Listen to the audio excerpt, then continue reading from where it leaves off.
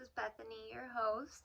Today is Tuesday, December 19th, and we're 6 days away from Christmas and like 2 weeks, not even away from the New Year. And what do people do around the New Year normally? They make those resolutions. They make, the changes they want to be the person they want to be, the better person they want to be. They make goals. And so that's kind of what we're doing here. We're making some changes. Like, the saying, New Year, New Me. Well, over here it's New Year, New Podcast. So, first things first is name change. We are no longer Controversial Convictions. By now we're gonna be going by Crime Time, Tea Time. And it's gonna be a totally different vibe that I want to give you guys. Hold on. I want to present myself differently, present the information differently, put in kind of a twisted little dark humor in there. It's gonna be a mixture of facts, comedy, and laughter. Drama surrounding the case, rumors and stuff like that, and realistic perspectives on the cases that I'll be covering. I want to be kind of like a late night talk show, like the late night show with David Letterman or whoever hosts it nowadays, a gossip cast, if you will. I want to be funny but factual. Even though I'm talking to myself, I don't want to feel like it. I want to feel like I am engaging with my audience, engaging with my listeners, having a dialogue with you guys. I want you to be listening to my episodes and answering, questions I ask or commenting on things that I say to yourself in your head or out loud, stuff like that. So yeah, I want to present it very differently. So I think you guys are gonna like it. I'm gonna have a better time with it, I think. I don't want to sound like I'm sitting there reading from a newspaper. Like, I want you to be excited when I present it. I want you to have fun with it. So yeah. What else? Oh yeah, I am looking for a co-host like ASAP. Just one. Preferably a girl, just because I want a girl co-host. No particular reason. Nothing against guys. I just want a girl co-host. So if you're into true crime, if you have like 3 to 5 hours a week or not a week, 3 to 5 hours every other week to dedicate to research, basically just research and recording. That's all the time you need, roughly, to dedicate every other week to do this. So if you think you would be good at that, the person for the job, send me a message, hit me up, whatever. So that pretty much covers the changes, I think. Yeah. So yeah. Let's see.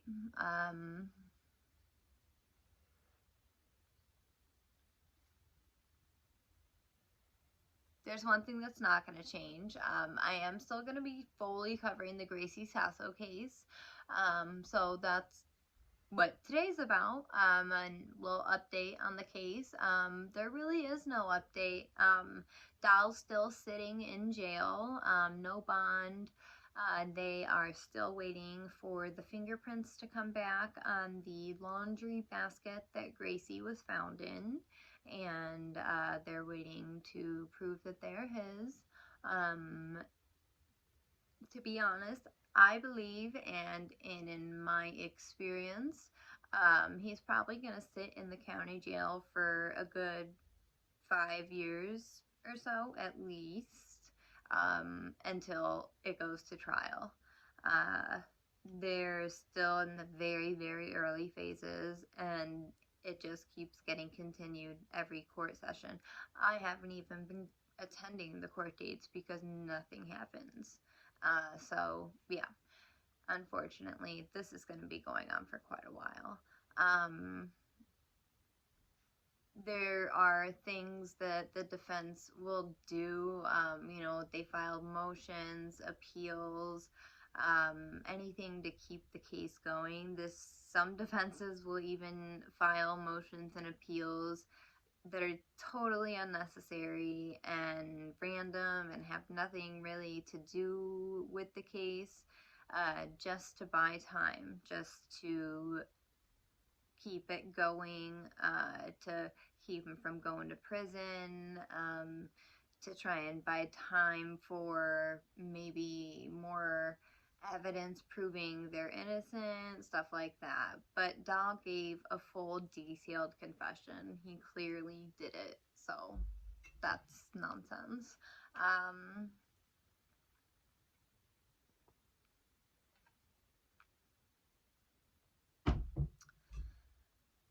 Let's talk drama. We're gonna spill the tea now. Okay, so I think everyone knows that there's been quite a bit of drama involved going around regarding this case. Let's see. We're going to start with the drama in the beginning. The GoFundMe issues, the funeral stuff, stuff like that.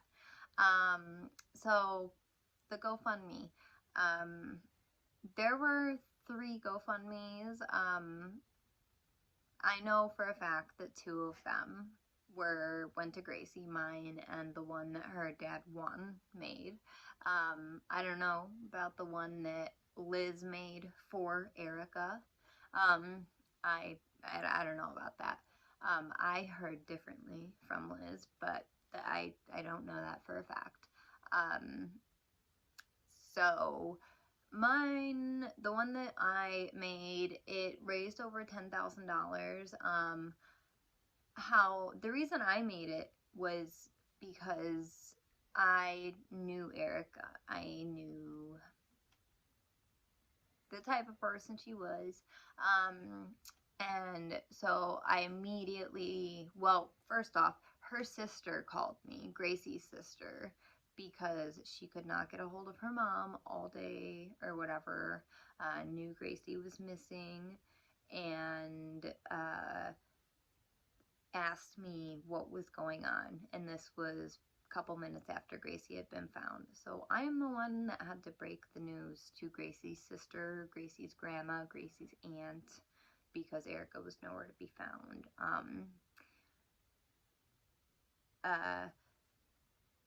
So I offered Heaven, that's her sister's name, I offered her and her aunt, Angela, to start the GoFundMe. I said they can if they want to, but the big part of it, involves your story, the writing of it, and I'm a good writer, so I'd be good at it. And Angela, Gracie's aunt, she said that she's actually really not good at that stuff at all, so she asked and requested that I do it. But what we did is we put the account holder or whatever as her. So the money being donated that would be transferred out will go to her bank account, not mine. I'm just the person that created the fundraiser. So ultimately, Erica reported it as a scam fundraiser, and GoFundMe put a hold on it. So our bank transfers, you could still make donations, but our bank transfers were put on hold to where we couldn't transfer anything out for a bit, maybe like 2 weeks at least, I'd say, roughly. eventually what happened was we were able, after hours and hours and hours of talking to multiple people with GoFundMe and Gracie's aunt and Erica, talking with, customer service, different people there, they were able to transfer all of the funds from the GoFundMe that I created to Anderson Funeral Home. So shout out to all you little girls out there saying, oh, I called that, and oh, I knew what she was gonna do with the money and all that shit. Yeah, we have the receipts, so love ya. What else? And then after the GoFundMe, the funerals, she really made it all about her. Anybody that got on her bad side or got her mad or upset her during the course of Gracie, the time of Gracie's death to the time of her funeral, if you upset her, she would block you from anything Gracie related. She would tell you, don't come to her funeral, don't mention her name, blah, blah, blah, stuff like that. She continues to do that to this day. Don't come to her tree, and don't come to her grave, don't ever say her name, don't talk about her. Let's see.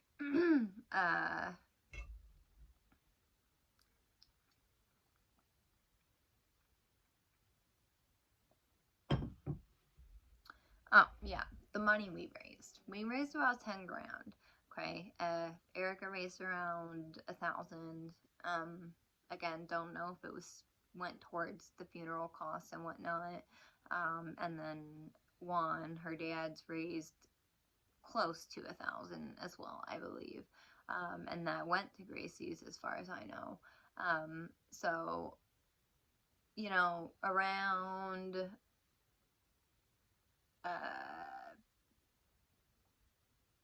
10,500 maybe.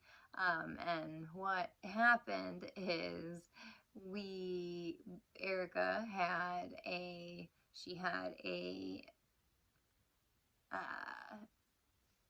she got her cremated first off. She got her cremated and had a memorial for her. And it was a very small memorial, and it was very sad. I have pictures of it, and it was a very small box of her ashes, but beautiful picture, beautiful box of ashes. It was a beautiful, beautiful box, I love it. And, but like 4 pictures, couple bouquets of flowers. That's it. That's all that was there. There were 2 paintings that Gracie had made, and maybe 1 picture of her. I'm not sure, but that's all that was there, and some bouquets. So it was a sad scene.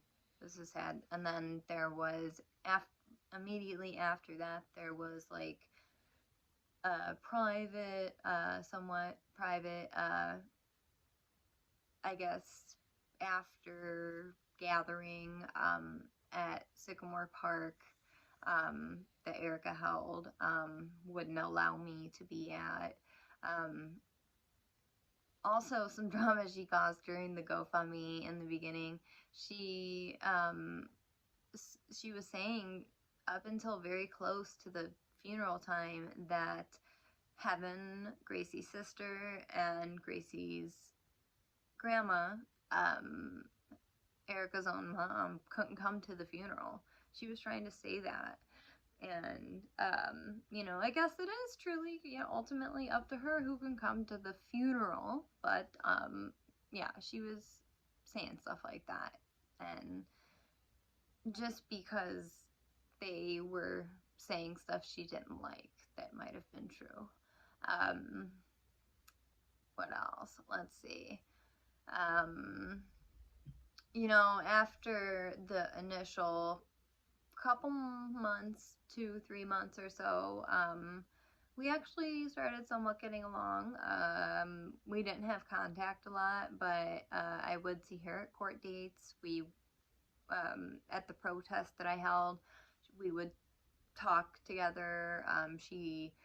I went to the tree with her a couple times, and she actually did give me some of Gracie's ashes, which was really nice of her. Um, let's see, and that didn't really last too long, though. We had what was called Gracie's Day on Gracie's 16th, would have been Gracie's 16th birthday, on September 14th, and we had a live band. Safe Passage was there. We had women's self-defense coach have a presentation. It was really awesome. A lot of people showed up, and it was great. And it was like 6 hours long. And Erica showed up with about 40 minutes left of the event. She was there for the release of the balloons, and she brought some food, but at that time everybody had already ate because we didn't think she was going to show, and we went out and got food for ourselves because she said she would take care of that. So that I didn't say anything about that, but yeah, we didn't really have contact after that, and that's, you know, kind of around the time that I stopped getting along with her, I guess you could say.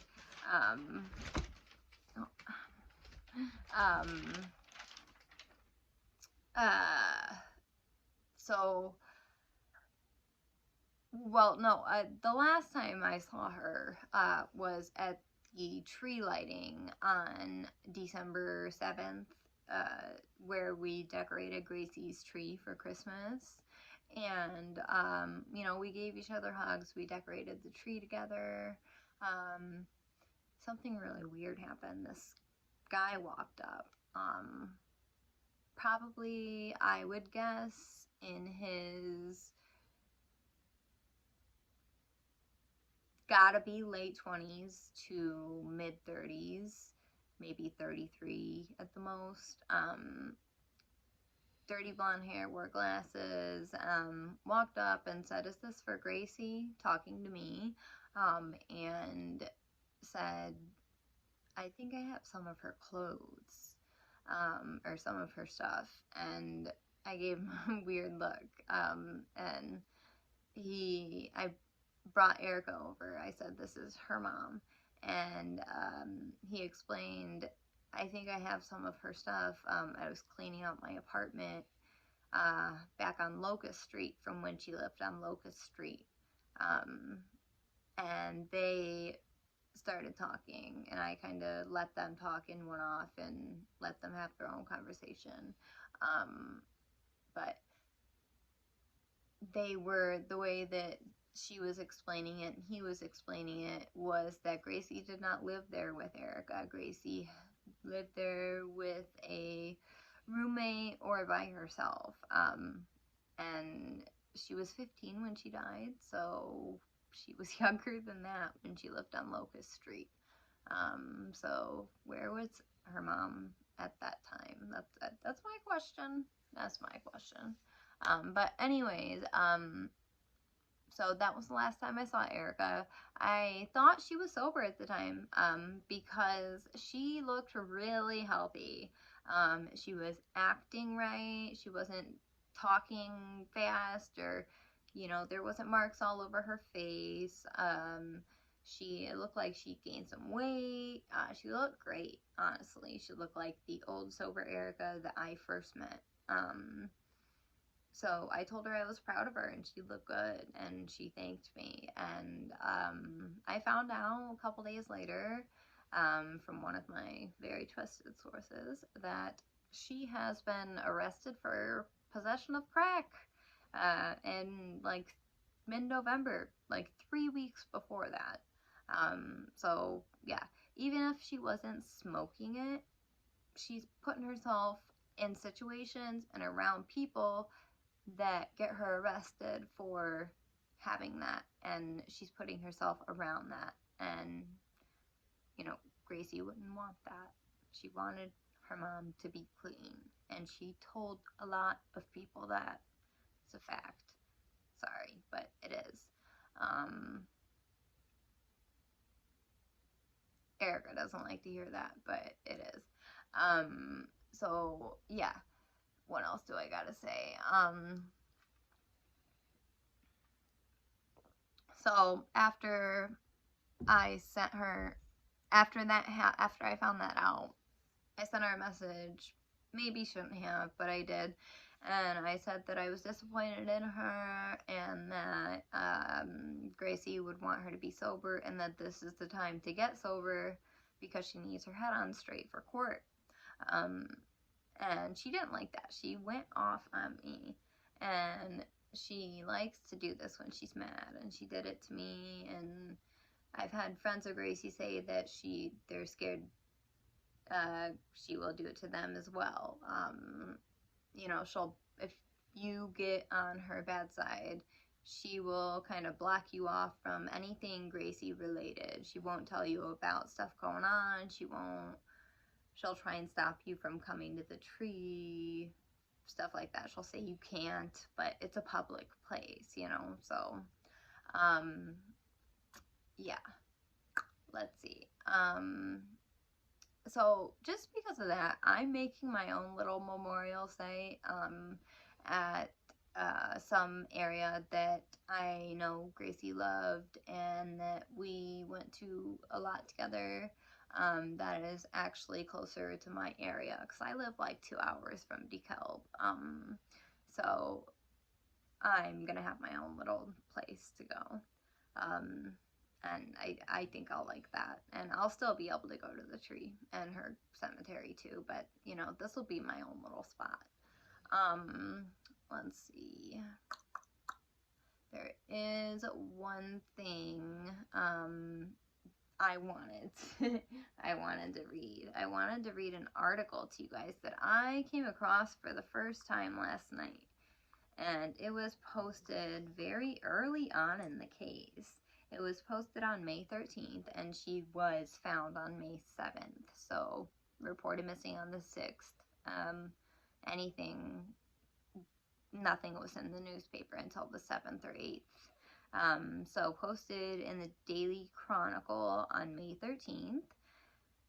As the rain fell Friday night, Erica Sasso stood mere feet from where her 15-year-old daughter's body was found in a dumpster just days earlier and cried. She's living a mother's worst nightmare. So, that night, on the 13th, I think it was, that Friday that they're talking about, that rainy night, was Gracie's memorial, her first memorial. And I set that up. And I couldn't be there because my life was literally threatened. You know, I had threats of violence against me. You know, I have police reports and shit like that to prove it. I'm not just saying this. You know, who acts like that? I was trying to pay my respects to someone that I greatly cared about. Anyways, Sasso last saw her daughter, Gracie Sasso Cleveland, a DeKalb High School freshman, on Thursday, May 4th, she said. 4 days later, her daughter was found dead. Prosecutors have alleged in court documents that Timothy M. Dahl, 29, of the 500 block of College Avenue, suffocated the girl with a pillow for 3 minutes, and he put her body in a laundry basket, lifted it into the next-door neighbor's dumpster, and then called paramedics after he suffered a back injury in the process, prosecutors said. On the start of Mother's Day weekend, friends and family members gathered Friday night in the dark rain. Candles, balloons, green handmade ribbons, and pictures were strewn around a muddy tree in the backyard of the home where Dahl lives, just a short walk from NIU. The tree was adorned with a dream catcher that Sasso made for her daughter. Those ribbons and stickers of the ribbons being passed around, I brought and had made. I was able to come for about 2 minutes. I was escorted by a police officer. And so those ribbons and stickers I had made, and I organized that whole thing. And I'm just so pissed off that I wasn't able to attend. I can't let that go, really. But anyway, the tree was adorned with a dream catcher that Sasso made for her daughter. There's a lot of things here I wish I had done. There's a lot of things here where I wish I had done different things, Sasso said in an emotional interview at the vigil on Friday. Like, maybe I could have saved her. It's my worst nightmare come true, because she was the best. Juan Sandoval, who said he raised Gracie since she was a baby, stood side by side with Sasso and said he didn't know if he could talk about it. He's going to start crying, Sasso said, reaching out to console the man. It's tough for me to speak on, Sandoval said. I don't feel good. I don't feel good. Sandoval and Sasso said that they were both aware Gracie was spending time with Doll, and Sandoval had dropped Gracie off at Doll's house the night of May 4th. Both said, however, that they did not know that Doll was a registered sex offender who was twice her age, or that the girl was in danger. Erica Sasso acknowledged her daughter often spent time at night away from home. But I didn't know how old he was, Sasso said. I had no idea how old he was or that he was a sex offender. The police said he knew that she was 15. I had no idea. I thought he was 17. He looks very young. I would never let her be around him if I had known that, ever. First off, I have a comment about that. I know for a fact that Erica let her hang around multiple people that were older than Doll. She spent nights at someone's house, I won't say the name, that is older than me, and I'm 30. So that's not true. She has let people like that be around her. The mother described Doll as a dorky, chubby, video game playing teenager. Gracie's employer called Sasso on Saturday after the teen had not shown up for work Friday or Saturday, she said. Sasso said she checked her daughter's phone location on Saturday, which showed the girl's last location was Doll's apartment on the night of May 4th. She became aware of her daughter's absence. After she became aware of her daughter's absence, Sasso spent Saturday and Sunday searching for her, she said. Sasso said she spoke with Doll on the phone at least 3 times. Doll allegedly told police that he was in a dating and sexual relationship with the teenager, and he knew that she was 15. According to court records, the minor girl's inappropriate relationship with the man had been violent before, court records stated. Sasso was the one who told police last weekend her daughter had come to her saying Doll choked her once before. Sasso said she was the one who told police last weekend that she was the one who her daughter had told come to her saying Doll had choked her once before. So she knew Timothy Doll choked her before and let her go back over there. Just going to point that out. As her worry began to grow Sunday, Sasso said she called Doll's phone, and after neighbors told her he was at the hospital. None of Gracie's friends could find her, and the teenager hadn't posted on social media in days. Sasso said she came to the residence again on Sunday and checked the bushes and dumpsters for clues. It's sick, Sasso said of the allegations against Doll, her voice shaking as she looked at the ground, and all the while telling me, I'm so worried about her. He said she left, and I said no she didn't, she would have called me. A witness who also lives in the College Avenue building told police that they heard commotion coming from Doll's apartment the night of May 4th, court records state.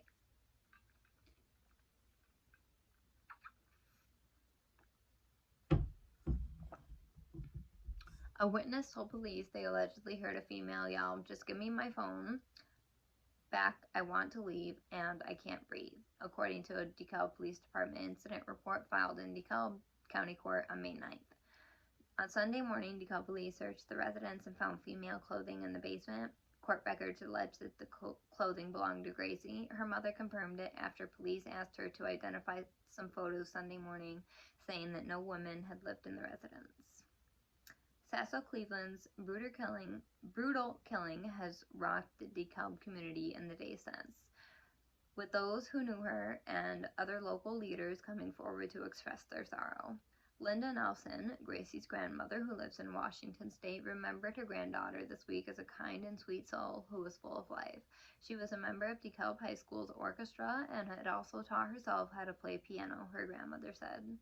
Gracie was an artist as well. She taught herself how to draw and paint and create some of the most beautiful artwork ever. She had a way with colors and how she combined them. She enjoyed drawing and painting. Gracie loved learning to cook, Nelson said. The world has lost one of the most beautiful souls that has ever lived. Gracie had a zest for life. She loved to laugh and she loved to dance. Nelson said she'll miss her granddaughter's hugs and expressed disbelief at the girl's grisly death. Like Sasso, Nelson said that she wants to see action taken to strengthen laws to better protect the youth. We don't know how to live without her in the world, Nelson said. As hurt as I am beyond angry that our justice system failed and resulted in the death of my beautiful granddaughter, Gracie. Paramedics arrived at Dahl's home the night of May 4th, not knowing the 15-year-old girl's body lay discarded nearby, to take the man accused in her death to the hospital for treatment. DeKalb Police Chief David Byrd this week called for families to take extra care when monitoring their adolescents, to spend time with and not wait to notify police if they believe a loved one is missing or in danger. He expressed anger and said that this was an avoidable situation. Sasso Cleveland's death has been one of 2 homicides in less than a week. 2 DeKalb men face first-degree murder charges in a fatal Thursday night shooting of a 19-year-old man. The deaths have left a mark on the community, Chief Byrd said. Area residents are frustrated, Byrd said. He vowed that police will continue to do all they can to curb local violence. This is a daily battle. Some people want to take shots at me. I'm doing everything possible to make DeKalb a safer place. It takes everyone. It's the old cliche, it takes a village to raise a child, and it takes a village to keep people safe. In a social media statement published this week, State Representative Jeff Keicher, representative of Sycamore, vowed to push for increased resources for victims of sexual and domestic violence. Keicher said his own family has been touched by violence. My disbelief at reading the background on the tragedy this beautiful young lady endured is profound. I know the heartache her parents feel isn't ever going to be cured. Keicher said, I have spent my legislative career working on issues to help victims of domestic violence and sexual abuse, and I will continue to push for survivors' rights and protections as well as law enforcement tools to keep our children safe. In the wake of her daughter's death, Sasso said it's been harrowing seeing her daughter's name in the headlines and reading details of how she was killed. Sasso said she wants people to remember her daughter in the happier times. She was my best friend and daughter. She always had my back and I always had hers. We had a really, really special bond. She was my baby. Gracie was like my partner. She drew something for me every holiday. She was just talented at everything she did. And she was so kind. I loved animals and she loved animals. Sasso smiled as she recalled a memory of her daughter caring for a baby robin that had been snatched up by the family's late dog, Lucky.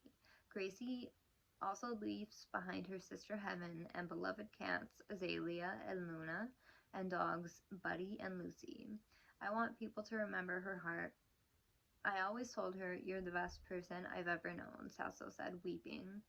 I need to make her death not be for nothing, and I'm never going to see her again. So that's the article I've never read. I want to point out one thing, the legal definition of neglect. When a parent or person that the child depends on fails to give the proper or necessary support, education, medical, or other care needed for the child's well-being, or they abandon the child.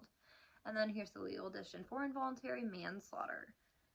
That is, when one commits involuntary manslaughter, when he or she recklessly performs acts, whether lawful or unlawful, which are likely to cause the death or great bodily harm, or do cause the death or great bodily harm of somebody, whether intentional or unintentional. Obviously, it's involuntary, so it's unintentional. So I want some opinions. Do you guys think she should be charged with neglect or involuntary manslaughter? I don't think the defense or the prosecution can really charge her with anything quite yet, or really don't want to, because if they did, that would give Dell's team reason to be like, no, somebody else is at least partially responsible, whether directly or indirectly, for Gracie's death. Whether she's charged with neglect or the involuntary manslaughter, that gives them reason to say he's not 100% responsible. So yeah, that's pretty much all I got for this episode. I'm gonna keep you guys updated on what's going on here. We'll have another episode in about 2 weeks or so here. I'm gonna try and have an episode every other week or so. As a wise woman once said, a lot can be said for accountability. And that is what I'm going to end this show on. You guys have a good night.